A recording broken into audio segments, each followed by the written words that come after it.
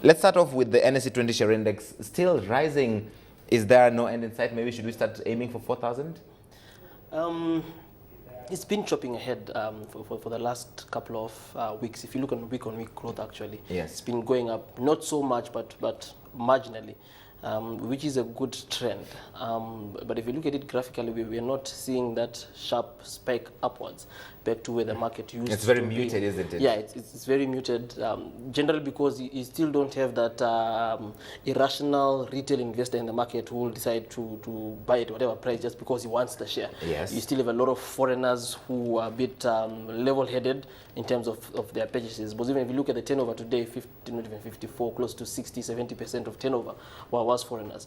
On the main, still old counters, Safaricom, KCB, Equity, EABL. So there's not much activity in the rest of the counters. Most of the activity is concentrated on the blue chips. So that's why it's just chopping. Because blue chips are normally generally stable counters, and you not see them spiking up and down like the small penny stocks would do. And some of those blue chips you talk about is the Equity and KCB, both of which are releasing results tomorrow. They've been dominating trade this past few days. Yes. I'm not quite sure of the prospects of good growth. Right. They will have growth, but we will not see the phenomenal high growth. Nothing too dramatic? No, I don't think anything too dramatic. Why is that? Because if you look at the growth of the private sector, actually there has been no growth. Actually, the growth has currently reduced on private sector credit growth. Yes. It's where they make their money. And if private sector credit growth is reducing, then that means the banks end up with a lot of liquidity, which the central bank is just mopping up, which is cheap funds for them. So we don't expect anything dramatic from the banking sector. It may just be a case of people trying to cash in on the hysteria that comes with the announcement of results, 15-20%, stock jumps up 8-9%, someone makes their money and they move out. One of the other stocks that many people look at is Kenya Airways. They've just released their first quarter haulage.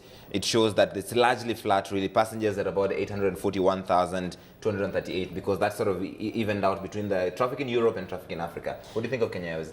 Yeah, basically, Kenya Airways, as I've always said, there was no magic that was done to really turn around the airline. Yes. They rode on the turnaround in the country, turnaround in the tourism sector.